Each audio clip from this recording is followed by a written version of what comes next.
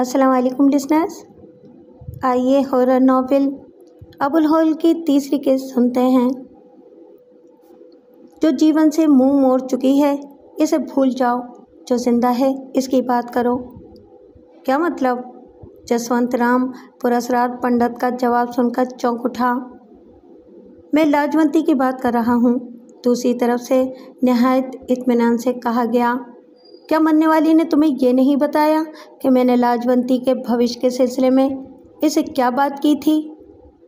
हाँ, शांति ने कहा था कि अगर 20 साल की उम्र में लाजवंती की शादी ना की गई तो वो एक खतरनाक मर्ज में मुब्तला होकर अपाहिजों जैसा जीवन बिताने पर मजबूर हो जाएगी। जसवंत राम ने सपाट लहजे में कहा। तुम चिंता मत करो, मैं जानता हूँ कि लाजवंती को किसी जंजाल से बचाने का क्या कारण करना है। जवाब में संजीदगी से कहा गया। 7 रोज़ बाद आज ही के दिन मैं रात को 9 और 10 बजे के दरमियान किसी वक्त लाजवंती से मिलने आऊँगा, लेकिन मैं चाहता हूँ कि जब मैं इससे मिलूँ तो वो पूरी तरह होश में ना हो। इसका बंदोबस्त करना तुम्हारी जिम्मेदारी होगी। तुम कोई ख्वाब आवर उसे टॉनिक के नाम से दे सकते हो। अभी तुमने कहा था कि मुझसे मिलने को तैयार नहीं हो। जसवंत राम ने अपना गुस्सा जब्त करते हुए कहा। मैंने ये भी तो कहा था कि तुम मुझे मेरे असली रूप में कभी नहीं देख सकोगे, पर मैं तुम्हें पहचानूंगा किस तरह? जसवंत राम ने कुछ सोचकर सवाल किया। मैं कोड़ियाले सांप का रूप धार कर आऊँगा, इस बार तहकमाना लहजे में कहा गया। तो मुझे देखने के बाद लाजवंती के पास से हट जाना, इसी में तुम्हारी और लाजवंती दोनों की मुक्ति है। तुम? जसवंत राम ने चौंक कर पूछा। क्या तुम शीशनाक किस्म की कोई चीज़ तो नहीं हो? इस चक्कर में मत पड़ो जसवंत। आंखें बंद करके केवल वही करो जो मैं कह रहा हूँ। अगर मैं तुम्हारी बात मानने से इनकार कर दूँ तो? जसवंत राम ने दिल मिलाकर सवाल किया। तो तुम्हारा अंजाम भी साधना की माँ से मुख्तलिफ नहीं होगा। रिसीवर पर बड़ी जहरीली आवाज़ उभरी। क्या तुम पसंद करोगे कि साधना को ये राज मालूम हो जाए कि तुम्ही ने इसकी माँ को अपने रास्ते से हटाकर इसे अपनी सेक्रेटरी और रखेल बना रखा है? जसवंत राम ने कोई जवाब नहीं दिया। बेबसी के आलम में कसमसाने लगा। चुप क्यों हो गए? दूसरी जानिब से सर्द आवाज़ में कहा गया। मैं चाहता तो तुम्हारा ये भेद शांति को भी बता सकता था, परंतु वो अब इस दुनिया में नहीं रही। लाजवंती के बारे में क्या ख्याल है? इसको अगर हालात का इल्म हो तो क्या वो तुम्हें क्षमा कर देगी? तुम साधना की माँ को किस तरह जानते हो? जसवंत राम ने शकस खोता अंदाज में दरियाफ्त किया, फिर संभाला लेकर बोला। तुम जो कुछ कह रहे हो इसका क्या सबूत है तुम्हारे पास? सबसे बड़ा सबूत तो खुद साधना है। तुम इससे गिरधारी के बारे में पूछना। मैं तुमसे कल इसी समय दोबारा बात करूँगा। मुझे पूरा विश्वास है कि कल तुम किसी सदाए हुए पालतू जानवर की तरह मेरे सामने दुम हिलाने पर मजबूर हो जाओगे। जुमले के खात्मे के साथ ही दूसरी जानिब से राब्ता ख़त्म कर दिया गया। हुकूमत के अहम राज चोरी करने के हवाले के बाद शांति की मौत ने पहले ही जसवंत राम के सारे कसबल निकाल दिए थे। साधना की माँ वाली बात ने रही सही कसर भी पूरी कर दी। जसवंत राम भिन्ना कर रह गया। कुछ देर तक वो किसी चोट खाए हुए जख्मी दरिंदे की तरह टहलता रहा। फिर इसने इंटरकॉम का रिसीवर उठाकर साधना को तलब किया, जो इसकी ऑफिस सेक्रेटरी होने के साथ साथ इसकी दूसरी तमाम ख्वाहिशात पूरी करने पर भी हर वक्त आमादा रहती थी। जसवंत राम के अलावा इसका कोई दूसरा सहारा रह भी नहीं गया था। साधना कमरे में दाखिल हुई तो जसवंत ने उसे सर से पाँव तक बहुत गौर से देखा। ऑफिस सेक्रेटरी होने की हैसियत से इस वक्त भी वो खासी स्मार्ट नज़र आ रही थी। आरसी मेकअप ने इसके खदोखाल को भी बहुत खूबसूरत बना दिया था। खैरियत तो है? उसने बॉस की नज़रों के तासुर को महसूस करते हुए पूछा। आज मुझे इतने गौर से क्यों देख रहे हो? क्या तुम गिरधारी नाम के किसी पंडित से वाकिफ़ हो? जसवंत राम ने किसी तमहीद के बगैर गिरधारी का नाम लिया तो साधना एक लम्हे को गड़बड़ा कर रह गई। इसके वजूद में गिरधारी का नाम सुनकर ज्वार भाटे की कैफियत पैदा होने लगी। गुजरी हुई तल्ख यादों का तल्ख तसव्वुर उसे डसने लगा। क्या सोच रही हो? जसवंत राम ने उसे संभलने का मौका नहीं दिया। मैंने तुमसे गिरधारी नामी किसी पंडित के बारे में दरियाफ्त किया था। वो पंडित नहीं, सिर्फ गिरधारी है, साधना ने अटक अटक कर जवाब दिया। फिर थोड़ी तवक्कुफ से खुद पर काबू पाते हुए बोली, वो मेरी विधवा और स्वर्गवासी माँ का प्रेमी था, इसे शादी करना चाहता था, लेकिन माँ ने धर्म के रस्मों रिवाज से डरकर उसके साथ शादी करने से इनकार कर दिया था। माँ के बार बार इनकार करने के बावजूद वो अपनी जिद पर अड़ा रहा। फिर साधना ने बड़े ज़ब्त से काम लेकर कहा, माँ के पुरस्कार कत्ल के बाद वो कहीं गायब हो गया था। 10 साल तक कहीं छुपा बैठा रहा। शायद वही मेरी माँ का कातिल हो, लेकिन मैं विश्वास से नहीं कह सकती। इसी कारण मैंने पुलिस वालों के सामने भी ज़बान नहीं खोली थी। साधना ने एक सरदा भरकर कहा, तुमने इस आड़े वक्त में अगर मेरी सहायता न की होती तो शायद मैं भी। क्या माँ की मौत के बाद वो दोबारा तुम्हें कभी कहीं नज़र नहीं आया? तुमने इसे अभी पंडित कहा तो मैं फिर सोच में पड़ गई हूँ, साधना ने उलझे हुए अंदाज में जवाब दिया। 2 महीने पहले की बात है, जब मैं दुर्गा पूजा के मौके पर बड़े मंदिर गई थी। वहाँ मैंने पंडित नुमा एक शख्स को देखा जो हूबहू गिरधारी से मिलता जुलता था। मैंने पहली नज़र में ही इसे 100% गिरधारी ही समझा था। मेरे दिल में यही सोचा कि शायद इसने दाढ़ी बढ़ाकर और चोला बदलकर एक नया रूप इख्तियार कर लिया है ताकि पुलिस की नज़रों से बच सके। क्या तुमने इससे बात करने की कोशिश नहीं की? जसवंत ने धड़कते हुए दिल से सवाल किया। की थी, लेकिन इसने मुझे पहचानने से इनकार कर दिया, साधना ने उदास लहजे में जवाब दिया। मुझे अचानक अपने सामने देखकर एक पल को वो चौंका तो ज़रूर था, लेकिन फिर इसने अपने और मेरे दरमियान अजनबियत की एक दीवार खड़ी कर ली। मुझे पहचानने या जानने से साफ मुकर गया। मुंह मोड़कर दूसरे पंडित पुजारियों की भीड़ में गुम होकर मेरी नज़रों से ओझल हो गया। इसके बाद फिर तुमने कभी इसे देखा? नहीं, साधना ने साफगोई से काम लिया। मैं दुर्गा पूजा के बाद भी 2-3 बार मंदिर गई, लेकिन वो मुझे कहीं नज़र नहीं आया। मैंने कुछ पुजारियों से भी इसके बारे में मालूम किया, लेकिन सबने एक ही जवाब दिया, वो गिरधारी नामी किसी पंडित से वाकिफ नहीं थे। जसवंत फिर किसी गहरी सोच में गर्क हो गया। फ़ोन पर पुरस्कार पंडित से होने वाली गुफ्तगू के बाद साधना की बातों से उसे इस बात का इत्मीनान ज़रूर हो गया था कि वो अपनी माँ के असली कातिल से नावाकिफ़ थी। लेकिन गिरधारी अगर वो नहीं था जिसे साधना ने मंदिर में देखा था, तो फिर पुरस्कार पंडित ने ख़ास तौर पर साधना का हवाला क्यों दिया था? वो क्या बात साबित करना चाहता था? जसवंत राम अपने ख्यालों में गुम था जब साधना की आवाज़ उसके कानों में गूंजी। तुमने आज इतने अरसे के बाद गिरधारी के बारे में क्यों पूछा? क्या तुम इससे वाकिफ़ हो? क्या मेरा शुबा दुरुस्त है कि वही मेरी माँ का कातिल था और अब पंडित का रूप बदलकर छुपता फिर रहा है? परेशान मत हो मेरी जान, जसवंत ने साधना को टालने की खातिर बड़े प्यार से एक खूबसूरत बहाना तराशा। तुम्हारी माँ का कातिल मेरा दोस्त कभी नहीं हो सकता। गिरधारी की बात मैंने इसलिए छेड़ी थी कि मुझे एक ख़ास ज़रिए से इसके ख़िलाफ़ कुछ इशारे मिले हैं। तुम बेफिक्र हो जाओ, अगर तुमने गिरधारी को शनाख्त करने में धोखा नहीं खाया तो फिर वो अपराधी मेरे और पुलिस के हाथों से नहीं बच सकेगा। लेकिन तुम अपनी ज़बान बंदी रखना। जसवंत ने चालबाजी से काम लिया। अगर इस बहरूपिये को शुबा भी हो गया कि हम इसकी असलियत जान चुके हैं, तो फिर वो पहली फुर्सत में तुम्हें भी रास्ते से हटाने की कोशिश ज़रूर करेगा। मैं समझ रही हूँ, साधना ने सादगी और मासूमियत से जवाब दिया। तुम जैसा कहोगे मैं वैसा ही करूँगी। वक्ती तौर पर जसवंत राम ने खुद को भी बहला लिया था और साधना को भी ज़बान बंद रखने की ताकीद करती थी, लेकिन इसका सुकून ज़्यादा देर बरकरार नहीं रह सका। वो रात उसने जागकर गुजारी। पुरस्कार पंडित की कुव्वत का अंदाज़ा वो शांति की मौत के बाद ही लगा चुका था। जो पुरस्कार ताकत नज़र आए बगैर सांप बनकर अपना जहर शांति के जिस्म में उतार सकती थी, वो और भी बहुत कुछ कर सकती थी। जिन बातों का जिक्र उसने फ़ोन पर किया था वो गलत नहीं थी। अगर हालात मंजर आम पर आ जाते तो जसवंत राम के पास सिवाय खुदकुशी करने के और कोई रास्ता भी बाकी न रहता। वो नजर आने वाली बड़ी से बड़ी कुव्वत से टकराने का हौसला रखता था, लेकिन किसी नातीदा और पुरस्कार कुव्वत से टकराना उसके बस की बात नहीं थी।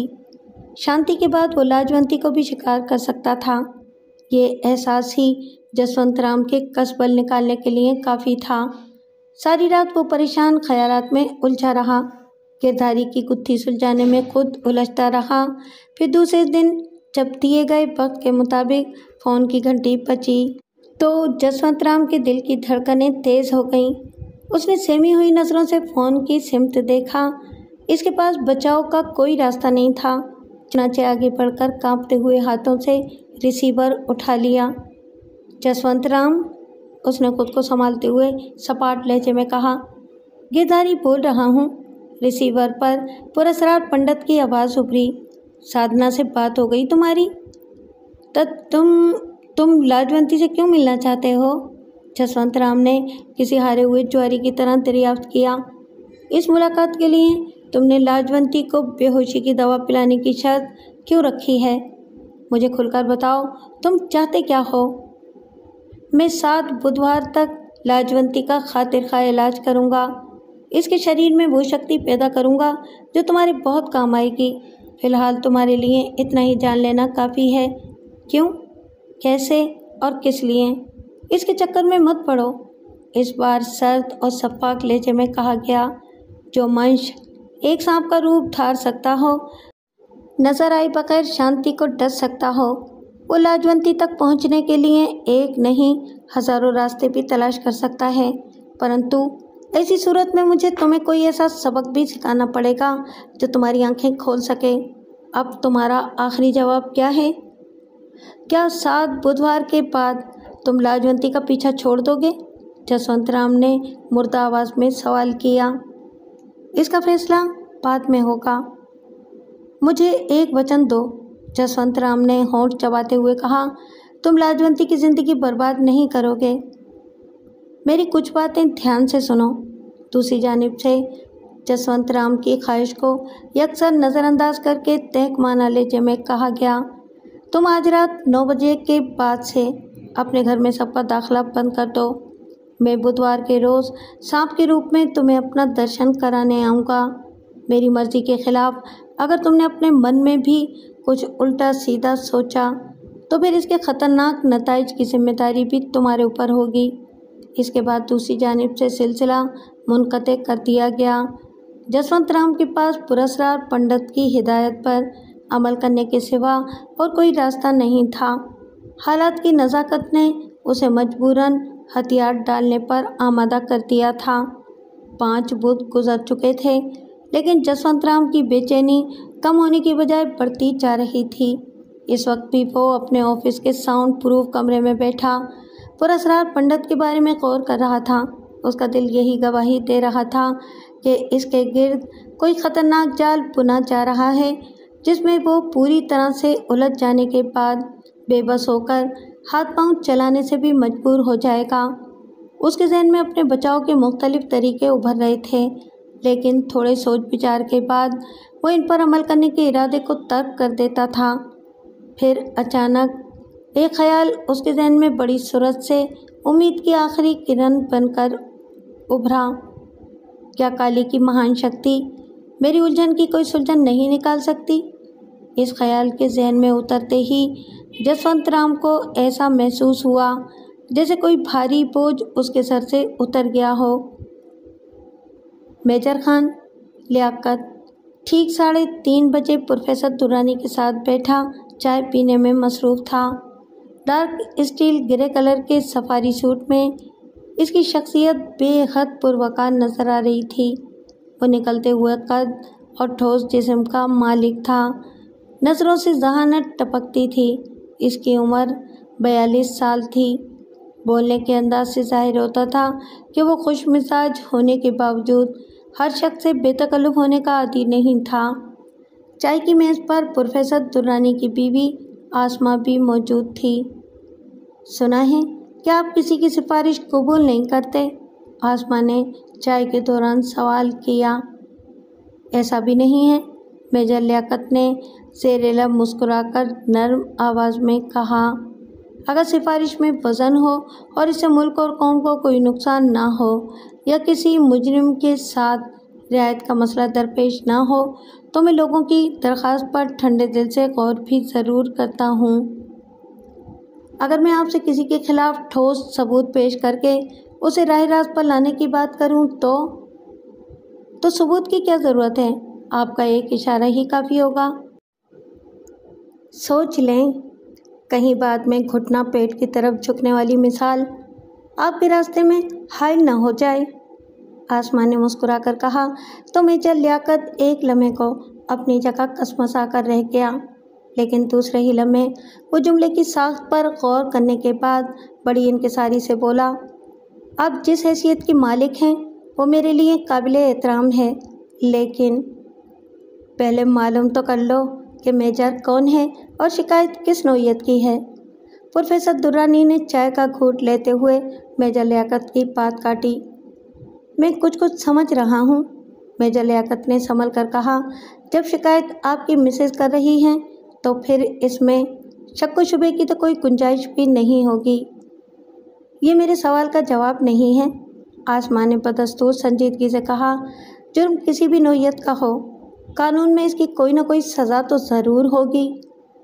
बिल्कुल होगी, अगर ना हुई तो आपके हुक्म के बाद गुंजाइश भी निकाली जा सकती है, लेकिन इसमें एक कबाहत है। वो क्या? बुज़ुर्गों का कौल है कि इंसान जिस शाख पर बैठा हो उसको काटना उसके अपने लिए ही नुकसान और ख़तरे का बायस बन सकता है। मेजर लियाकत ने मुहावरे का जवाब मुहावरे से दिया तो प्रोफेसर दुर्रानी के साथ साथ खुद आसमा भी मुस्कुराए बगैर न रह सकीं। नाश्ते की मेज़ पर इसी किस्म की बातें होती रहीं। फिर प्रोफेसर दुर्रानी मेजर लियाकत को लेकर अपनी लेबॉर्ट्री में आ गया और अब मेजर लियाकत इस टेप को तीसरी बार बेहद तवज्जो से देख रहा था, जिसकी खातिर प्रोफेसर दुर्रानी ने उसे बुलाया था। तकरीबन 40 मिनट तक मुकम्मल सुकूत तारी रहा। फिर प्रोफेसर दुर्रानी ने संजीदगी से कहा, मैंने ये मनाज़िर 3 बार रिकॉर्ड किए हैं, जिसमें 2 बातें बहुत अहम हैं। मेजर लियाकत पूरी तवज्जो से एक एक बात को ज़हन नशीन कर रहा था। जो कुछ तुमने अभी देखा वो आमतौर पर रात को 9 और 10:30 के दरमियान रिकॉर्ड किया गया है। प्रोफेसर ने अपनी बात जारी रखी। दूसरी अहम बात यह है कि ये पुरस्कार मनाज़िर तीनों बार बुध के रोज़ देखे गए हैं। दूसरे 6 दिनों में मुझे सिर्फ रात काली करनी पड़ी थी। मेजर लियाकत ने इस बार भी कोई जवाब नहीं दिया। इसके चेहरे पर गंभीर संजीदगी मुसल्लत थी। चेहरे के तासुरात इस बात की गम्माज़ी कर रहे थे कि वो किसी गहरे सोच में गर्क है। तुमने कोई राय जाहिर नहीं की? प्रोफेसर दुर्रानी ने थोड़े तवक्कुफ़ के बाद सवाल किया। स्याह लकीरों और कदमों के निशानात के बारे में तुम किस नतीजे पर पहुँचे हो? मेरे लिए ये मनाज़िर पुरस्कार होने के अलावा इंतहाई अहम भी हैं, मेजर लियाकत ने गहरी संजीदगी से जवाब दिया। हो सकता है कि जो राय मैंने कायम की है वो गलत हो, लेकिन मेरा ख्याल है कि स्याह लकीर किसी सांप की रेंगने की हो सकती है, और कदमों के निशानात वो भी किसी पुरस्कार शख्स के होंगे जो नज़र नहीं आता। और इन दोनों का आपस में क्या ताल्लुक़ हो सकता है? प्रोफेसर दुर्रानी ने सवाल किया। फ़िलहाल मैं यकीन से नहीं कह सकता, लेकिन मेरा ख्याल है कि ये दोनों निशानात किसी एक ही पुरस्कार वजूद के 2 मुख्तलिफ रूप हैं। क्या तुम इसकी वजाहत करोगे? प्रोफेसर ने दिलचस्पी लेते हुए इसरार किया। एक मोहतात अंदाजे के मुताबिक मैं यही कहूँगा कि कोई पुरस्कार वजूद सांप की शक्ल में जसवंत राम की कोठी में दाखिल होता है, लेकिन वापसी में इसकी शक्ल नादीदा इंसानों की तरह होती है, जो सिर्फ अपने कदमों के निशानात छोड़ता जाता है। क्या तुम इस नज़रिए को मानते हो कि कोई सांप जिसे देवमालाई कहानियों में शीशनाग के नाम से मौसूम किया गया है, इस बात पर कादिर है कि वो 100 साल की उम्र को पहुंचने के बाद जो भी चाहे रूप इख्तियार कर सकता है? ज़ाती तौर पर मैं इस बात पर यकीन नहीं रखता, लेकिन आपने जो मनाजिर इस कदर मेहनत और जाँ फशानी से अक्सबंद किए हैं, इन्हें देखने के बाद हमें किसी भी ज़ाविये को नज़रअंदाज नहीं करना चाहिए, ख़ास तौर पर ऐसी सूरत में जबकि आखिरी टेप में जसवंत राम और ड्यूटी गार्ड के मकालमे भी मौजूद हैं। क्या तुम सिर्फ जसवंत राम की मौजूदगी की वजह से किसी शीशनाक के तस्वुर को तस्लीम कर रहे हो? प्रोफेसर दुर्रानी ने पहलू बदल कर दरियाफ्त किया। मैं ऐसा सोचने पर मजबूर हूँ सर, मेजर लियाकत ने होंठ चबाते हुए कहा। जसवंत राम की मिसेज शांति देवी, उनकी पुरस्कार मौत के सिलसिले में भी किसी एक ऐसे ही जहरीले सांप के डसने की वजह एक मुस्तनद डॉक्टर के हवाले से दर्ज है, जो कि नज़र नहीं आया था। बाद में पोस्टमार्टम की रिपोर्ट में भी मौत का सबब किसी जहरीले सांप का डसना ही करार दिया गया था। मैं मिसेस जसवंत राम की फ़ाइल भी देख चुका हूँ, प्रोफेसर दुर्रानी ने कहा। फ़ाइल रिपोर्ट के मुताबिक शांति की मौत के वक्त जाए वकुआ पर मरने वाली और जसवंत राम के अलावा कोई तीसरी शख्सियत मौजूद नहीं थी। क्या ये मुमकिन नहीं कि ख़ुद जसवंत राम ने किसी ख़ास और ज़ाती नौइयत की मसलहत की बिना पर शांति के जिस्म में इसने एक पॉइज़न इंजेक्ट किया हो और बाद में एक फ़र्ज़ी और मनगढ़ंत कहानी सुना दी हो? अगर मैंने आपकी तीनों टेप न देखी होती तो मुमकिन था कि मैं भी आपकी बात से इत्तेफाक कर लेता। क्या मतलब? प्रोफेसर ने मेजर लियाकत को वजाहत तलब नज़रों से देखा। मैं गुस्ताखी की माफ़ी चाहूँगा सर, लेकिन क्या जसवंत राम को इस बात का इल्म था कि आप इसकी कोठी के मनाज़र को बाकायदा टेप कर रहे हैं?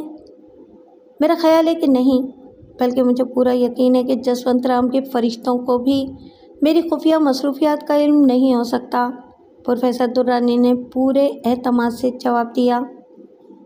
ऐसी सूरत में जसवंत राम को तीसरे टेप में कोठी से निकलकर अपने ड्यूटी गार्ड से किसी शख्स की मौजूदगी के बारे में इस्तफसार की क्या ज़रूरत थी?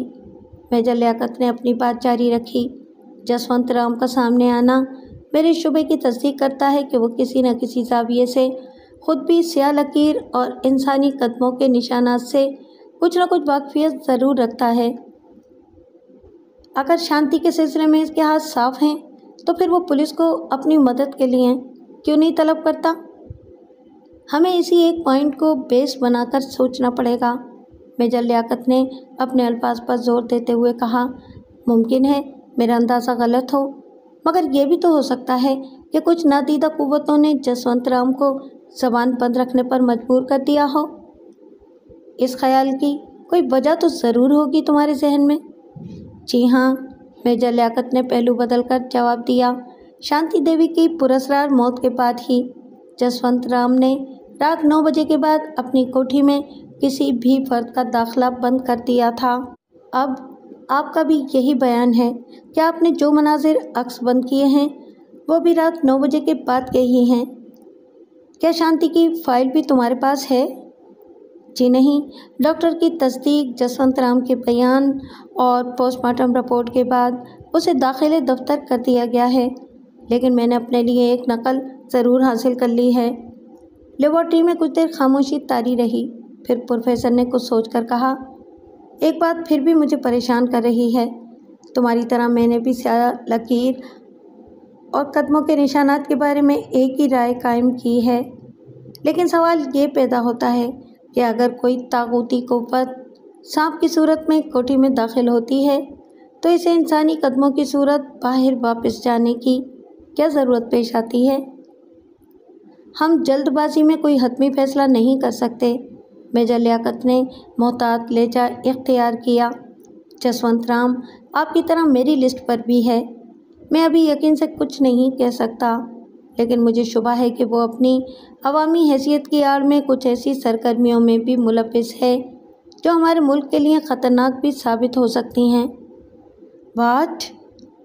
प्रोफेसर दुर्रानी चौंका। क्या तुम मुझे हालात से आगाह करोगे? I am sorry sir, major Liaquat ने सपाट आवाज़ में तेज़ी से जवाब दिया। कबल इस वक्त मैं अपनी ज़बान खोलने से कासिर हूँ, दीवारों के भी कान होते हैं। यू आर राइट, प्रोफेसर ने कसमसाकर कहा। हसास मामलात में हमें आखिरी वक्त तक इंतहाई राजदारी से काम लेना चाहिए। लेकिन मैं तुम पर मुकम्मल एतमाद करता हूँ, इसलिए ये बताने में कोई हर्ज महसूस नहीं करता कि शांति ने मरने से पहले एक बार मुझे फ़ोन किया था। किस सिलसिले में? मेजर लियाकत ने तेज़ी से दरियाफ्त किया। क्या मरने वाली ने जसवंत के बारे में कोई अहम इंकशाफ भी किया था? कोई ऐसी बात जो हमारे काम आ सके? नहीं, प्रोफेसर ने खला में घूरते हुए जवाब दिया।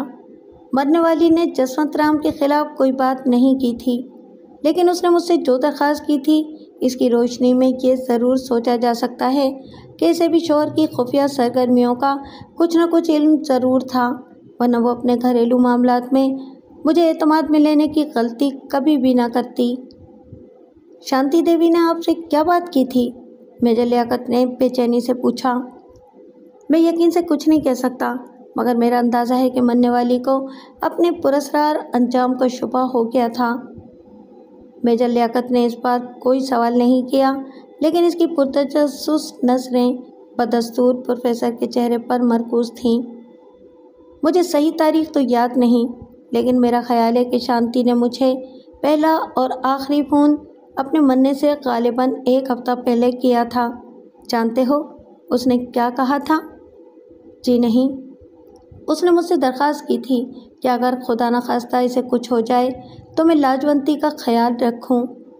प्रोफेसर ने एक लंबी सांस लेकर अपना जुमला मुकम्मल किया। क्या मैं दरियाफ्त कर सकता हूं कि आपने जवाब में क्या कहा था? मेजर लियाकत ने संजीदगी से पूछा। वही जो मुझे कहना चाहिए था, प्रोफेसर ने ठोस आवाज़ में जवाब दिया। मैंने मरने वाली से साफ तौर पर यही कहा था कि मैं इसके घरेलू मामलात में बिला वजह दखल देना मुनासिब नहीं समझता। क्या उसने कोई वजह नहीं बताई थी? नहीं। एक सवाल पूछ सकता हूँ सर? मेजर लियाकत ने मध्यम आवाज़ में कहा। पूछो।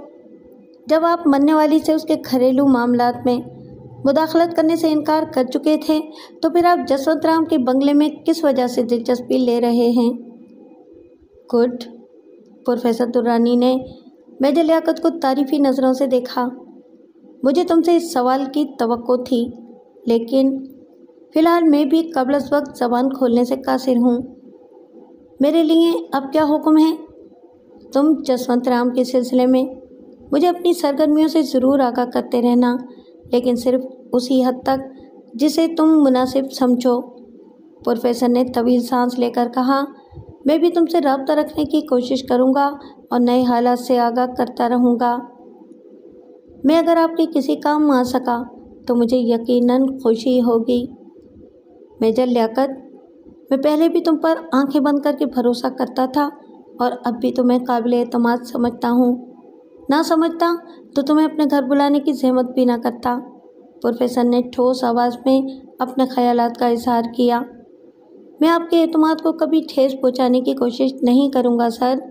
कुछ देर बाद वो दोनों उठ खड़े हुए। प्रोफेसर दुर्रानी मेजर खान के हाथ में हाथ डाले बड़ी बेतकल्लुफ़ी से लेबॉर्ट्री के दरवाजे की तरफ जा रहा था, जब मेजर लियाकत ने तभी ज़बान में पूछा, सर, क्या आपको इल्म है कि पंडित जमुना दास का 80 साल 9 माह की उम्र में इंतकाल हो चुका है?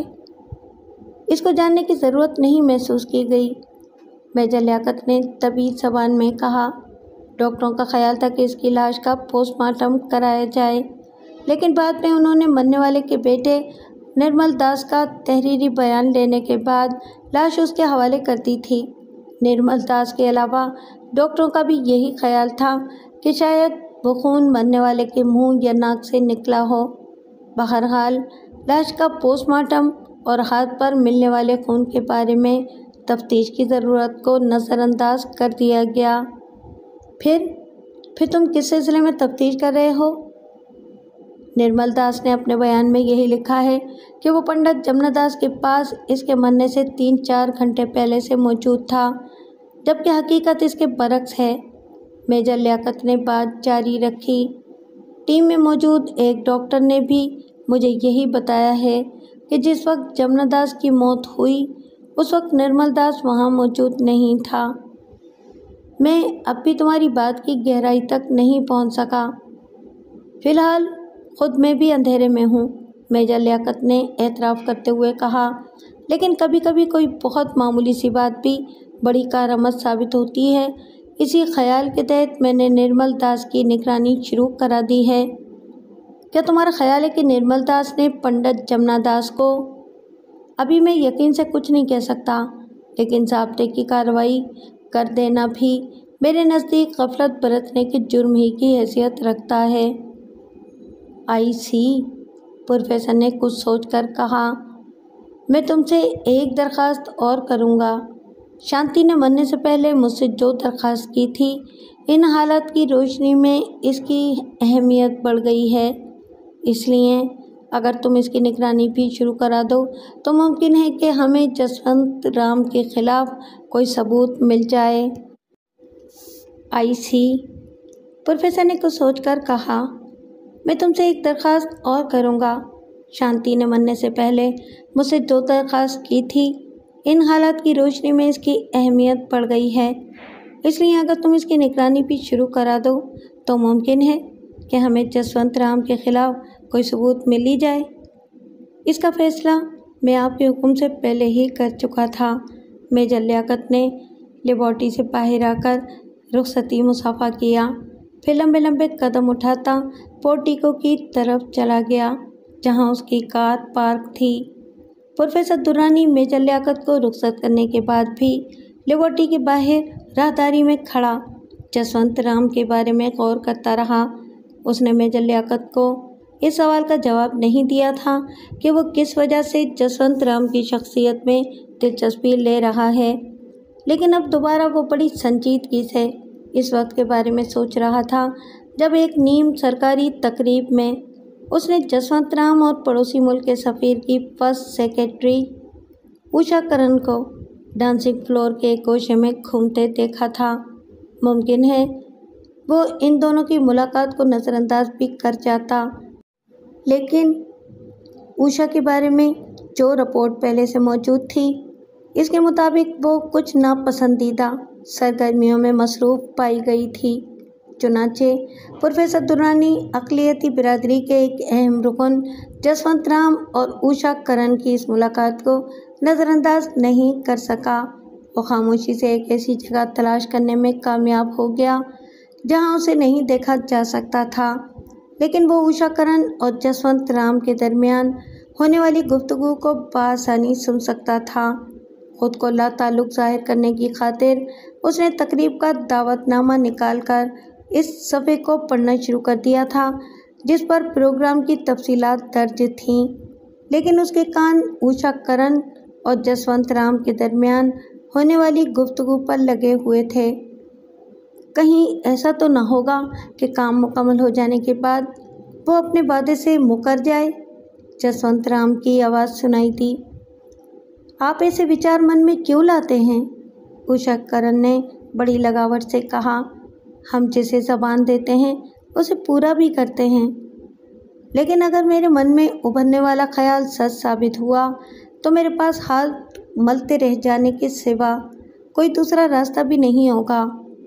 जसवंत राम ने बदस्तूर संजीदगी से अपने खदशे का इजहार किया। क्या आपको मेरे ऊपर भी भरोसा नहीं है? है तो सही, लेकिन आप एक ऐसे ओहदे पर हैं जिसमें तबादलों का खौफ ज़्यादा होता है। मैं आप पर विश्वास कर लूं, लेकिन अगर कल को आपका तबादला हो गया तो मैं क्या करूंगा? जसवंत राम ने किसी माहिर खिलाड़ी की तरह चाल चली। इस देश में मैंने जो बुलंद स्थान हासिल कर रखा है वो मुश्किल ही से किसी को मिलता है। मकामी हुकूमत को अगर मेरे ऊपर ज़रा भी शुबा हो गया तो मेरी जन्म जन्म की तपस्या पल भर में खाक में मिल जाएगी। क्या मैं गलत कह रहा हूँ? नहीं, मैं आपकी बात समझ रही हूँ। उषा करण की आवाज़ कुछ तवक्कुफ़ के बाद उभरी। आप हमसे किस प्रकार की इंश्योरेंस चाहते हैं? इसका अंदाज़ा भी आप लगा सकती हैं। मैं जो काम करूँगा वो कोई आम आदमी नहीं कर सकता, लेकिन नाकामी की सूरत में मेरा अंजाम क्या होगा ये भी आप समझ सकती हैं। नाकामी की सूरत में हम आपको पूरे परिवार के साथ अपने मुल्क में पनाह देने की ज़मानत देने को तैयार हैं, लेकिन बॉर्डर क्रॉस करना आपकी ज़िम्मेदारी होगी। ये ज़मानत ज़बानी होगी या कागज़ी? ऐसे हसास मामलों में हम कोई एग्रीमेंट नहीं करते, मगर जिसे जो वचन देते हैं इसे अवश्य पूरा करते हैं। उषा किरण ने साफ गोई का मुजाहरा किया। इसके अलावा हम आपकी दूसरी किसी डिमांड पर भी गौर कर सकते हैं। एक लम्हे तक खामोशी रही, फिर जसवंत राम की सरसराती आवाज़ प्रोफेसर दुरानी के कानों से टकराई। काम चूँकि जान जोखिम का है, इसलिए मैं 25% रकम एडवांस लेना पसंद करूँगा। इस पॉइंट पर बात हो सकती है, लेकिन मैं अपने लोगों से बात करने के बाद ही कोई फाइनल जवाब दे सकूँगी। मुझे भी कोई जल्दी नहीं है, जसवंत राम ने मौजू बदल कर पूछा। कल शाम आप क्या कर रही हैं? कल छुट्टी का दिन है, इसलिए सिर्फ आराम करूँगी। क्या आप कुछ वक्त मेरे साथ नहीं गुजार सकती? अभी नहीं, उषा किरण ने लगावट से जवाब दिया। एक बार हमारे दरमियान डील फाइनल हो जाए, फिर हमारी दोस्ती भी पक्की हो जाएगी। जयप्रकाश जी से आपकी बात कब तक? Mister Jaswant Ram please. उषा किरण ने तेज़ी से इसकी बात काटकर सर्द लहजे में कहा। मैं आपको होशियार रहने का मशवरा दूंगी। दीवारों के भी कान होते हैं। दोबारा आपकी ज़बान पर किसी का नाम नहीं आना चाहिए। आई एम सॉरी, जसवंत राम ने अपनी गलती महसूस करते हुए जवाब दिया। मैं आपसे फिर किसी वक्त मिलूंगी। कहाँ, कब और किस समय, इसकी इत्तला आपको किसी न किसी तरह मिल जाएगी। प्रोफेसर दुरानी ने फौरी तौर पर दावतनामा जेब में रखा, फिर डिनर रूम की तरफ चला गया, जहां उसके कई वाकिफकार और दूसरे बहुत सारे मोअज़्ज़िज़ मेहमान भी मौजूद थे। उसका दिल तेज़ी से धड़क रहा था। उषा किरण के बारे में उसे जो मालूमात फराहम की गई थीं वो गलत नहीं थीं। जयप्रकाश का नाम सुन लेने के बाद प्रोफेसर दुरानी के वजूद में हलचल शुरू हो गई थी। वो पड़ोसी मुल्क के महकमा दिफा का एक अहम और ज़िम्मेदार शख्स था, जिसे वसी इख्तियारात हासिल थे। प्रोफेसर दुरानी का जहन बड़ी बर्क रफ्तारी से काम कर रहा था। जयप्रकाश, उषा किरण और जसवंत राम के गठजोड़ के सामने आ जाने के बाद उसके जहन में सिर्फ यही ख्याल उभरा था कि उषा किरण और जसवंत राम के दरमियान जो गुफ्तगू उसने सुनी थी वो यकीनन किसी दिफाई राज से मुतालिक होगी। एक लम्हे को उसके जहन में यह ख्याल आया था कि फौरी तौर पर वो अपनी मालूमात से सदर मुमलिकत को आगाह कर दे, लेकिन उसने इस ख्याल को तर्क कर दिया। उसे इस बात का इल्म था कि असम्बली के अंदर भी कुछ काली भेड़ें मौजूद थीं, जो एक ज़र्रा बराबर भनक मिल जाने के बाद अपना मनफी किरदार अदा करने में देर न लगातीं। ऐसी सूरत में कुछ अहम मुजरिम उसके हाथ से निकल सकते थे। चुनाचे इसी रोज़ से उसने जसवंत राम का नाम नापसंदीदा और मुल्क दुश्मन सरगर्मियों में मुलव्विस अफराद की फहरिस्त में शामिल कर लिया और ज़ाती तौर पर जसवंत राम की सरगर्मियों पर नज़र रखने लगा था। लेकिन वो दूसरी बार उषा किरण और जसवंत राम की मुतवक्का मुलाकात की हसरत पूरी न कर सका। जिस दिन उसने जसवंत राम और उषा किरण को पहली बार गुफ्तगू करते सुना था, इसके 2 रोज़ बाद अचानक ही उषा किरण का फौरी तबादला एक छोटे और दूर दराज मुल्क में कर दिया गया। शायद उषा किरण और जसवंत राम की वो मुलाकात पड़ोसी मुल्क के किसी सीक्रेट एजेंट की नज़रों में भी आ गई थी, जिसकी रिपोर्ट पर फौरी एक्शन लिया गया था। इसके बाद जसवंत राम ने भी अपनी सरगर्मियां महदूद कर लीं, लेकिन प्रोफेसर दुरानी ने बदस्तूर उसके खिलाफ अपनी मुहिम जारी रखी थी। इस वक्त भी वो जसवंत राम के बारे में गौर कर रहा था जब एक मुलाजिम ने तेज़ी से करीब आकर कहा, साहब, आपको बेगम साहिबा फ़ौरन याद कर रही हैं। प्रोफेसर दुरानी ने एक नज़र मुलाजिम के चेहरे पर डाली, फिर तेज़ी से लपकता हुआ रिहायशी हिस्से की तरफ गया, जहां उसकी ख्वाबगाह में आसमां रिसीवर हाथ में लिए गुमसुम खड़ी थी। क्या बात है? उसने करीब जाकर मध्यम आवाज़ में अपनी बीवी से सूरत हाल के बारे में दरियाफ्त किया। आसमां ने जवाब देने की बजाय खामोशी से रिसीवर प्रोफेसर की तरफ बढ़ा दिया। इसके चेहरे के तासुरात इस बात की तर्जुमानी कर रहे थे कि वो किसी खौफ की हालत से दो चार है। Hello, professor Durrani on the line? Professor ने रिसीवर हाथ में लेकर ठोस लहजे में कहा, सर, मैं रेड क्रॉस अस्पताल से इंस्पेक्टर सरफराज बोल रहा हूँ। आपको कुछ देर के लिए यहाँ आने की ज़हमत करनी होगी। क्या मामला है? अस्पताल के करीब ही आपके साहबजादे मिस्टर ज़ुबैर की कार एक ट्रक से टकरा गई है। इंस्पेक्टर सरफराज ने अपनी बात जारी रखी। एक्सीडेंट में मिस्टर ज़ुबैर की कार को ज़रूर नुकसान पहुंचा है, लेकिन खुदा के फजल से मिस्टर ज़ुबैर की हालत खतरे से बाहर है। डॉक्टर इनको ज़रूरी ट्रीटमेंट दे रहे हैं। क्या ज़ुबैर होश में है? प्रोफेसर ने कसमसाकर पूछा। जी हाँ, सिर्फ ज़हनी परेशानी ज़रूर है, लेकिन वो हर तरह से महफूज हैं। एक्सीडेंट में गलती किसकी थी? आप इसे मिस्टर ज़ुबैर की एक इत्तेफाकिया गफलत कह सकते हैं, इसलिए कि इनकी कार का जिस ट्रक से एक्सीडेंट हुआ वो पहले से मोड़ के करीब पार्क था। 10 मिनट के अंदर अंदर पहुंच रहा हूं। प्रोफेसर दुर्रानी ने जवाब देने के बाद रिसीवर क्रेडिल पर रख दिया। आप मुझे सच सच बताएं कि ज़ुबैर किस हालत में है? आसमा ने शौहर से बेचैनी से सवाल किया। परेशान मत हो, पुलिस इंस्पेक्टर के बयान के मुताबिक ज़ुबैर बिल्कुल नॉर्मल है, सिर्फ एक्सीडेंट की वजह से कुछ नर्वस ज़रूर है। प्रोफेसर दुर्रानी ने फ़ोन पर होने वाली गुफ्तगू की तफसील बताते हुए बीवी को तसल्ली दी। मैं अस्पताल जा रहा हूँ, इंशाल्लाह ज़ुबैर को साथ लेकर वापस आऊँगा। खुदा आपकी ज़बान मुबारक करे। प्रोफेसर दुर्रानी ने फौरी तौर पर लिबास तब्दील किया। फिर अस्पताल तक पहुंचने में इन्हें 10 मिनट से ज़्यादा नहीं लगे थे। इंस्पेक्टर सरफराज के बयान के मुताबिक ज़ुबैर सिर्फ ज़हनी तौर पर दबाव का शिकार ज़रूर था, लेकिन उसे किसी किस्म की कोई खराश भी नहीं आई थी।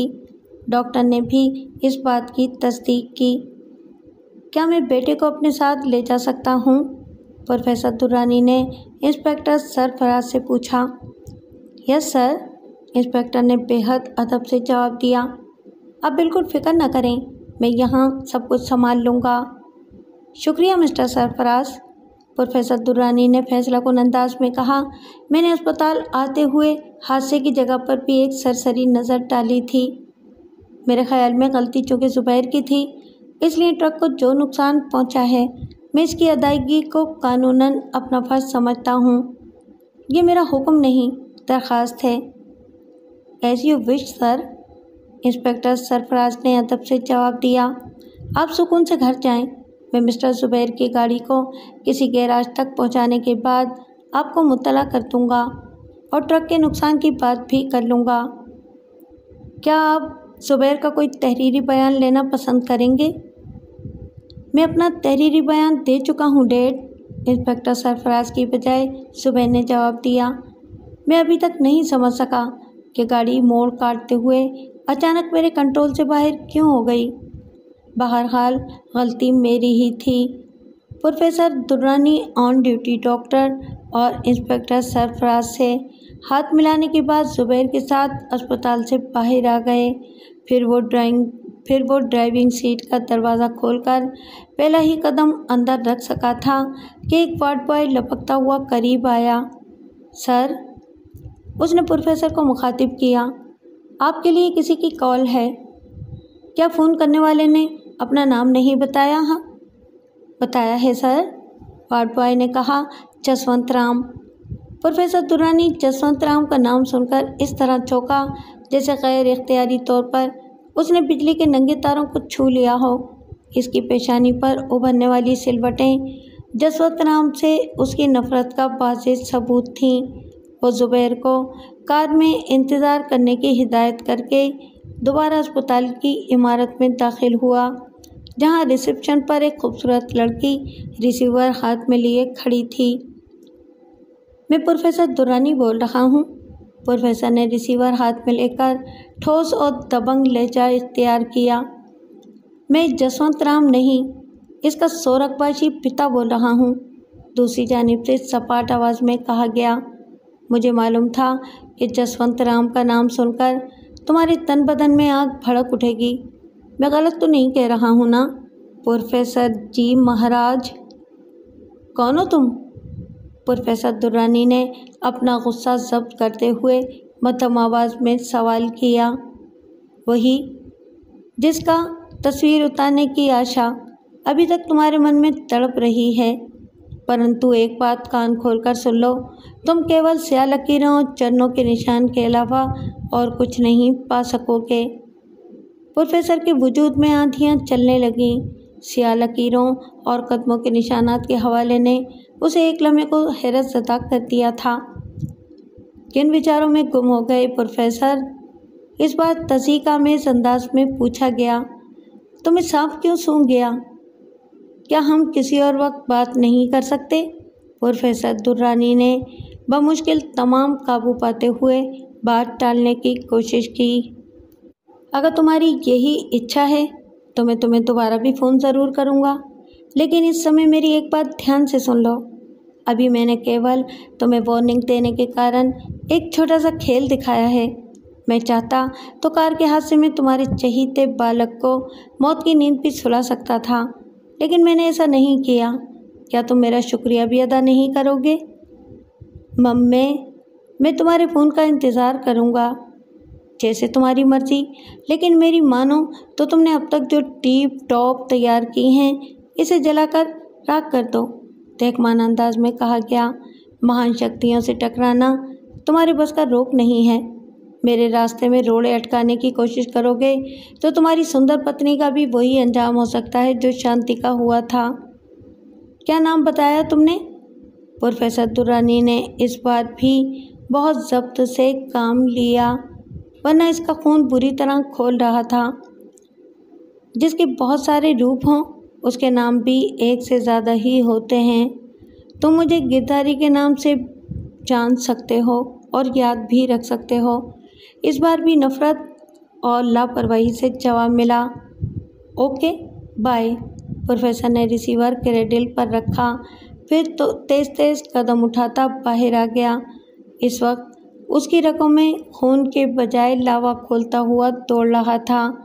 ज़ुबैन ने बाप की कैफियत को महसूस ज़रूर किया, लेकिन कुछ सोचने की हिम्मत न कर सका।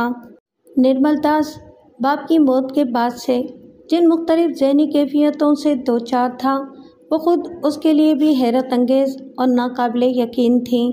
मखसूस साथ में पैदा होने वाले बच्चे का मग़ज़ खाने के बाद उसके अंदर सिर्फ चंद दिनों में कुछ ऐसी तब्दीलियां रूनुमा हुई थीं जिसने उसके ढिलमिल यकीन को पुख्ता कर दिया था।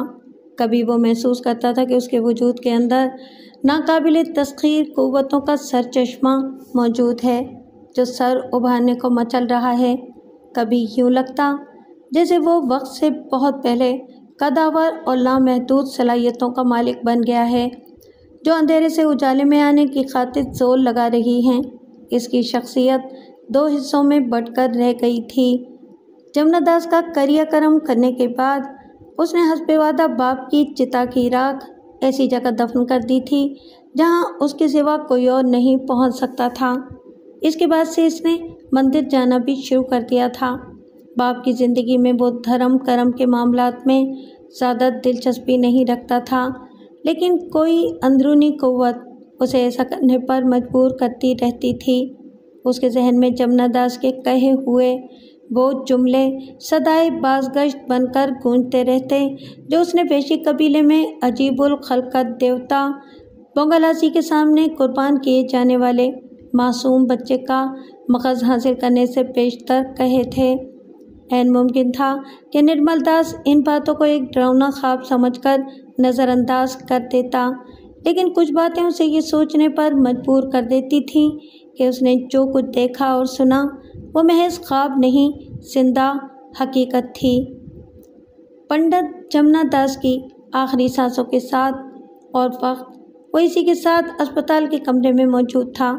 इसे अच्छी तरह याद था कि मरने वाले के बार बार इसरार करने पर इसने बाप का उल्टा हाथ मजबूती से पकड़कर आंखें बंद कर ली थीं।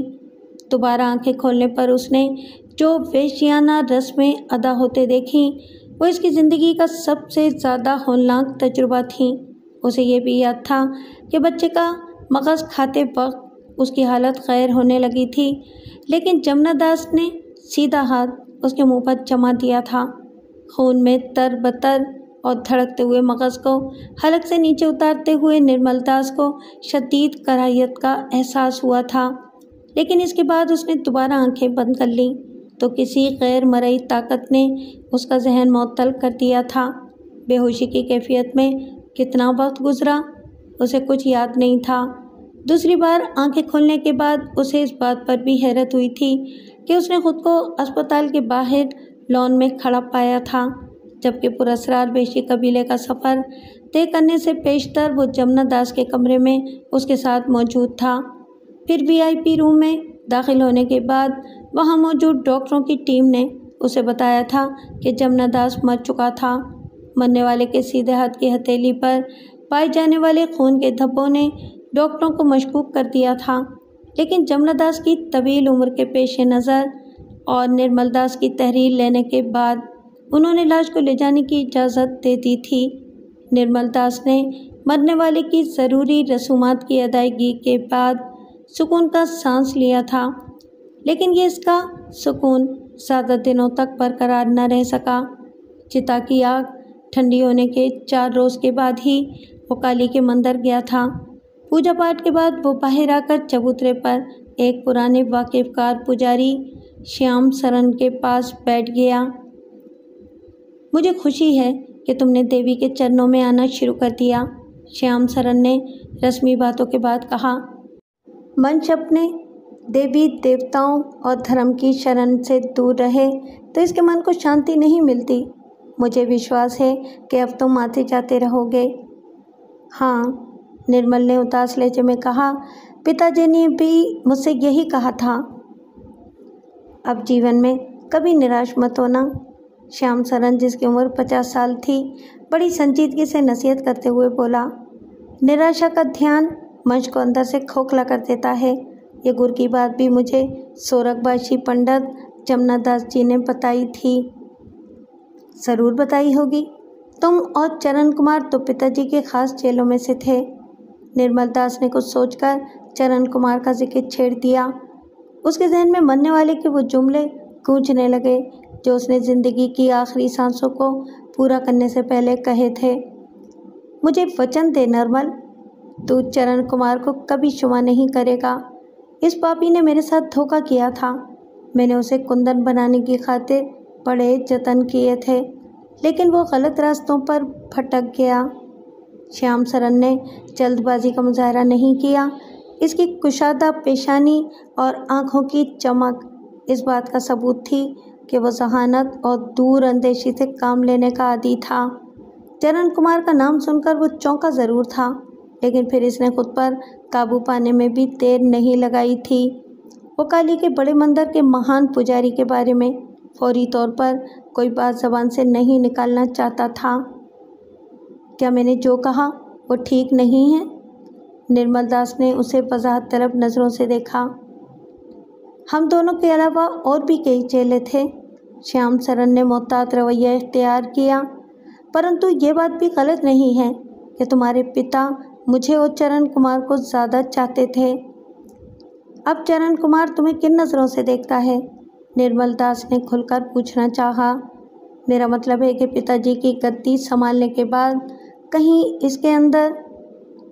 अभी इन चक्करों में मत पड़ो निर्मल, श्याम सरन ने तेज़ी से उसकी बात काटते हुए कहा। पहले तोलने और फिर बोलने की आदत डालो, वरना बड़े घाटे में रहोगे। मैं समझा नहीं। मंदिर के अंदर बैठकर ऐसी बातें नहीं की जाती। मैं फिर किसी समय तुमसे मिलूँगा, श्याम सरन ने उठते हुए तभी ज़बान में कहा। मुझे एक ज़रूरी काम याद आ गया है। श्याम सरन तेज़ी से पलटकर लंबे लंबे कदम उठाता मंदिर से बाहर जाने वाली सीढ़ियों की सिमत जाने लगा तो निर्मल दास ये सोचे बगैर न रह सका कि मरने वाले ने चरण कुमार के बारे में जो कुछ कहा था वो गलत नहीं था। श्याम सरन का चरण कुमार का नाम सुनकर खामोश हो जाना और फिर मंदिर से चले जाना इस बात की निशानदही करने को काफ़ी था कि खुद श्याम सरन भी किसी वजह से चरण कुमार के तस्करे को टालना चाहता था। मगर क्यों? आखिर चरण कुमार ने कौन सा गलत रास्ता इख्तियार किया था जिसने श्याम सरन जैसे बड़े पुजारी को भी मोहतात कर दिया था? कुछ देर वो अपने ख्यालों में गुम रहा, फिर उठकर मंदिर के बाहर आ गया। घर की तरफ जाते हुए भी उसका जहन चरण कुमार के बारे में सोच रहा था जब उसके कानों में पंडित जमुना दास की मानूस आवाज़ कहीं दूर से उभरती सुनाई दी। मूर्ख, अपनी ज़बान पर ताले लगाने की आदत डाल ले। चरण कुमार के बारे में खोज लगाने की क्या ज़रूरत थी? क्या तुझे बाप की ज़बान पर विश्वास नहीं है? निर्मल दास के दिल की धड़कनें तेज हो गईं। मुमकिन था कि वो इस आवाज़ को अपना वहम समझकर टाल देता, लेकिन मरने वाले ने कहा था कि एक ख़ास मुद्दत तक उसकी आत्मा धरती पर ही रहेगी, इसकी रहनुमाई करती रहेगी और वह हमेशा के लिए आसमान पर चली जाएगी। एक बात ध्यान से सुन। जमुना दास की आवाज़ फिर निर्मल दास के कानों में सुनाई दी। श्याम सरन की तरफ से कभी अपने मन में कोई खोट मत लाना। इस धरती पर वो ही तेरा सबसे बड़ा मित्र साबित होगा। तू आंख मूंद कर इस पर विश्वास कर सकता है। काली के बड़े मंदिर के अंदर दुष्ट चरण कुमार के बहुत सारे खोजी कुत्ते मौजूद हैं। मंदिर के अंदर और बाहर भी आइंदा अपनी आंखें खुली रखना और भूल कर भी कोई ऐसी बात मत करना जो तुझे अंधेरे से उजाले में ले आए। समझ रहा है ना मेरी बात? हाँ, निर्मल दास ने मन ही मन में जवाब दिया। मैं आइंदा ज़्यादा सूझबूझ से काम लूँगा। मैंने तुझे जो शक्ति दान की है वो चरण कुमार के पुरखों को भी कभी नसीब नहीं हुई होगी। तू इस धरती पर मनुष्य के रूप में सबसे महान बन चुका है। तेरे कांटे का कोई तोड़, कोई मंतर नहीं होगा, परंतु तुझे अभी बड़े पापड़ बेलने होंगे। निराश मत होना, अभी कुछ दिनों मेरी आत्मा तेरी रहनुमाई करती रहेगी। क्या तुम मुझे बताओगे कि चरण कुमार ने तुम्हारे साथ क्या धोखा किया था? उसने कौन सा गलत रास्ता इख्तियार किया था? समय का इंतज़ार कर। देवी की कृपा से तेरे मन के अंदर भी कई आंखें रोशन हो जाएंगी। तू किसी के भी मन के भीतर घुसकर उसकी सोच को पढ़ सकता है, किसी की भी आंखों में आंखें डालकर उसे नष्ट कर सकता है। लेकिन धीरज से काम लेने की आदत डाल ले। तेज चलेगा तो घाटे में रहेगा। श्याम सरन ने गलत नहीं कहा था। पहले तोल लिया कर, फिर बोला कर। इसके बाद खासी देर तक कोई आवाज़ सुनाई नहीं दी, लेकिन मंदिर से वापसी पर पहला वाक़या जो दरपेश आया वही निर्मल दास के लिए हैरान कुन था। वो एक बड़े बाजार से गुजर रहा था जब एक दुकान के शोकेस के करीब पहुंचकर उसके कदम आप ही आप थम कर रह गए। इसमें निर्मल दास के किसी इरादे को कोई दखल नहीं था। उसे बस एक लम्हे को यूं लगा था जैसे किसी नादीदा कुव्वत ने उसके आगे बढ़ते हुए कदमों को थाम लिया हो। उसने कुर्बो जवार का जायज़ा लिया।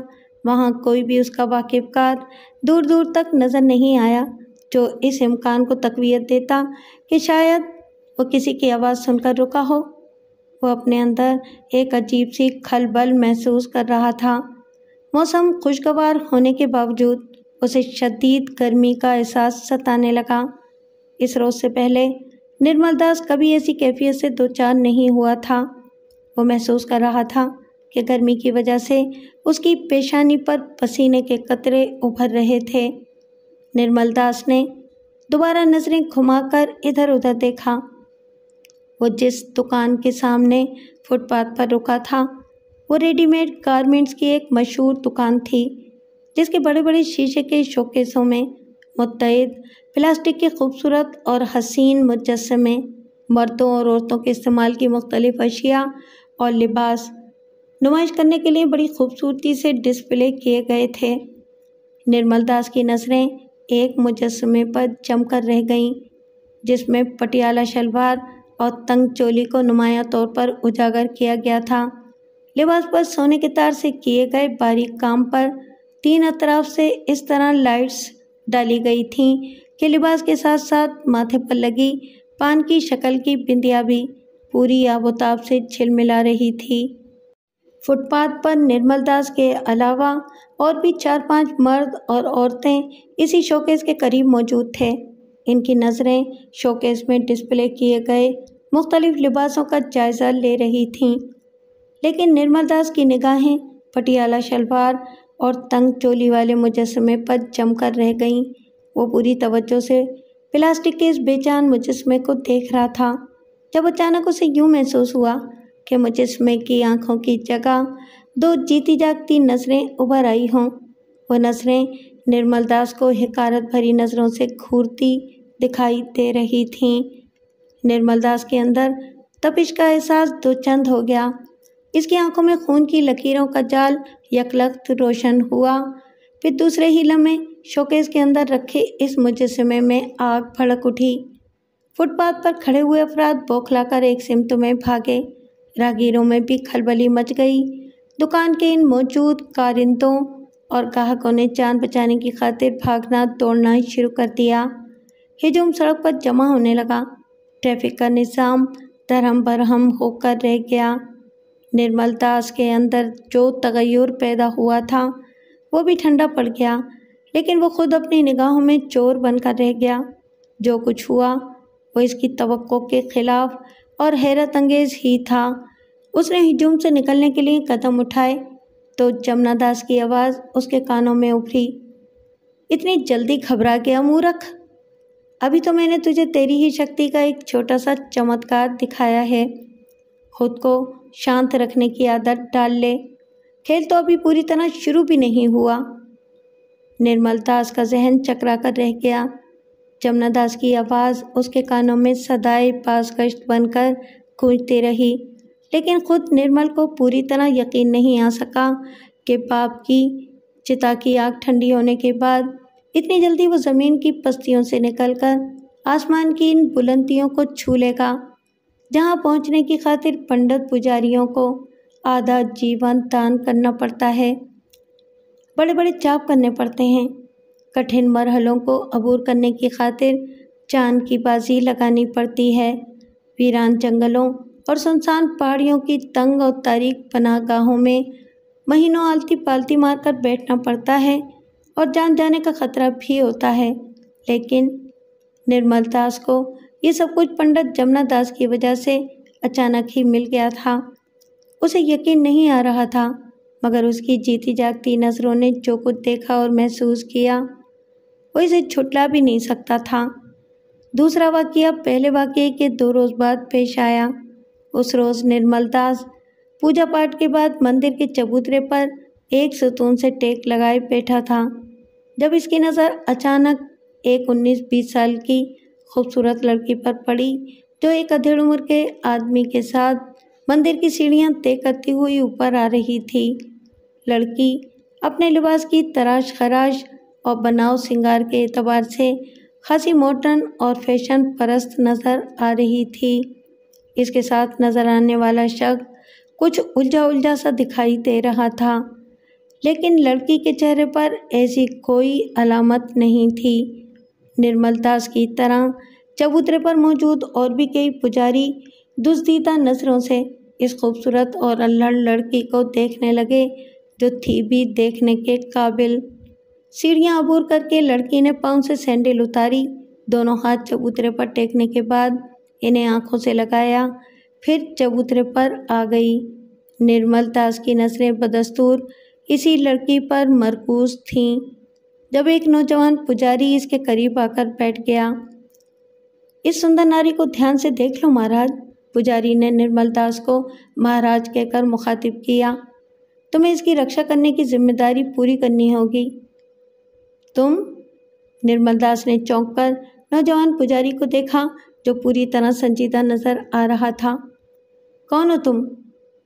इस सुंदरी का शुभ नाम लाजवंती है और इसके साथ जो मंश नजर आ रहा है वो जसवंत राम है।